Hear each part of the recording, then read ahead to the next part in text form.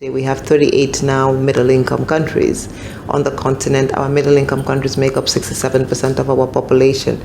So we are an important part of the global economy. But I think the institutions that are here to sort of help the global economy function effectively do not include us in the voice process, in the process of designing policy in many areas. The policies are well-intended and designed for us. But as Nelson Mandela said, whatever you do for me, but without me is against me.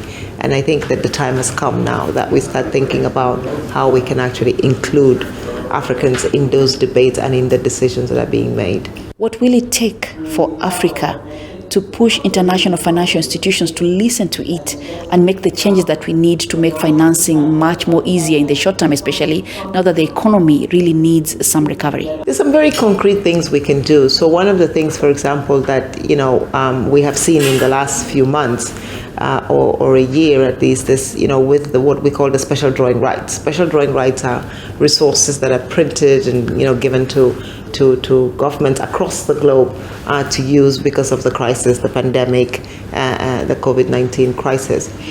African countries were probably at the forefront of asking for new SDRs to be issued because there was a crisis. Latin America as well to some extent.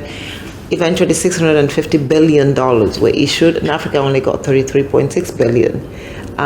This was done in a transparent manner, of course, but it was done based on quotas that had been set up again in the 1945s. So Africa's share of the pie was only 5.3%. As we know, 5.3% cannot really sort of take Africa out of the crisis.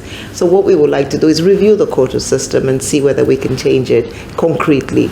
A second issue that we are asking for is, who are those who can have access to this SDRs, and can we expand the group of institutions that can have access to the SDRs? We're looking at the African Development Bank, the African Exim Bank as institutions that are working with us to improve our structural development, our trade infrastructure.